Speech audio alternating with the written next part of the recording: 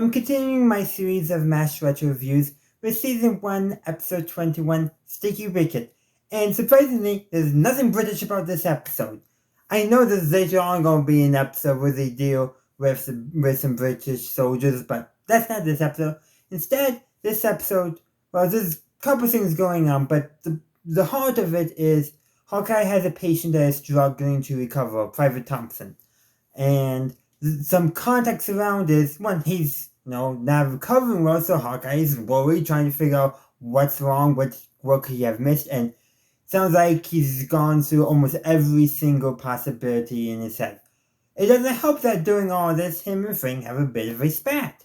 No surprise there, but so early on in the episode, before Private Thompson's case worsened, Hawkeye basically gave it to Frank, basically a why you suck speech, if you will.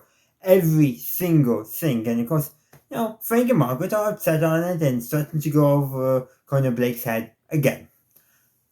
But here's the thing is, Hawkeye doesn't want to apologize. And it is understandable. He has no respect for Frank as a medical professional.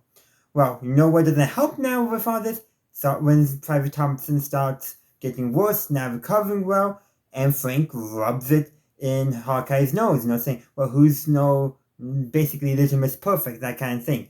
And they start fighting it out.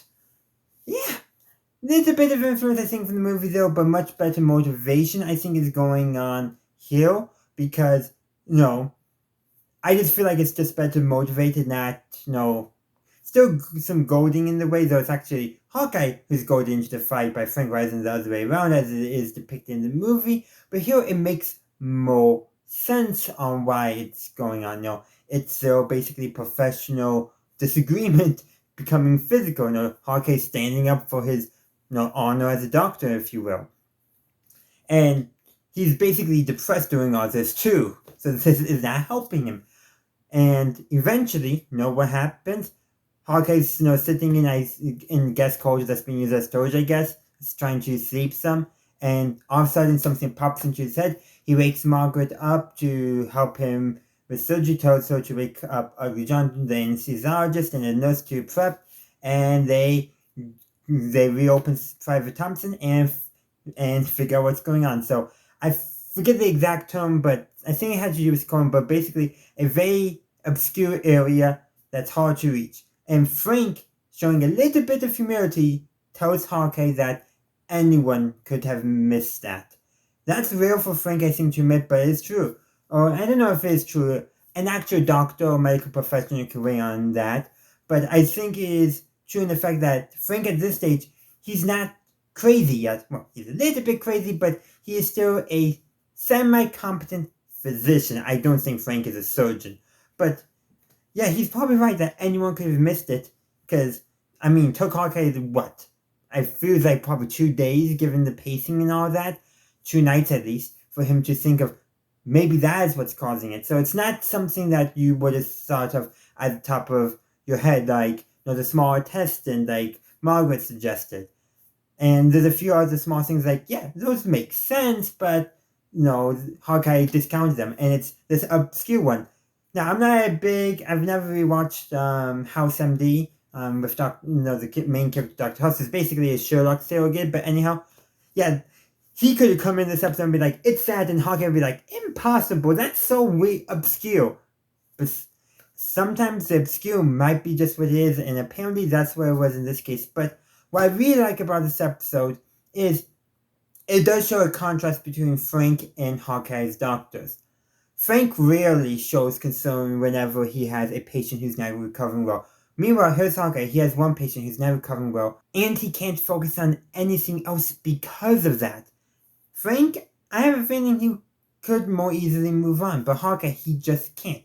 Now, he also needed a little bit of perspective as well, which hopefully his conversations with Henry kind of helped him on, the perspective being, you can't solely focus on one patient at the expense of others. Even though that's not directly stated, I do think that's the perspective that Henry was trying to impart on Hawkeye.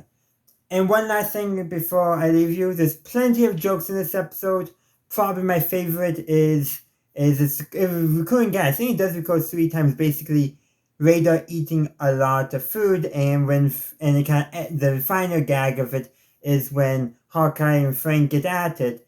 Well, Radar moves so he continue trying to eat all his food, but the fight still gets in his way, and he falls flat on his face basically into his own food. This is a gag I know they repeat other times, similarly with jokes about how Radar like one of the few people who actually likes eating the camp's food.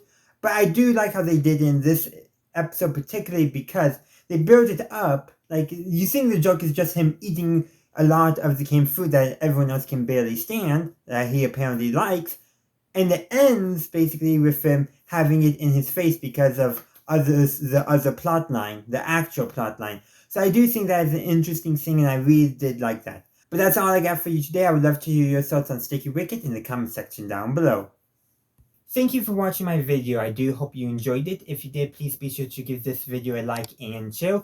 Also, consider subscribing to my channel to stay up to date on all my latest content. You can also stay up to date on my content by following me on social media. I have a link tree down in the description which has all my social media links on it. Additionally, if you would like to support the channel, you can become a channel member and get early access to all my videos. In the meantime, thank you for watching, and as always, have a good day, a good night, wherever you are. May the force be with you always.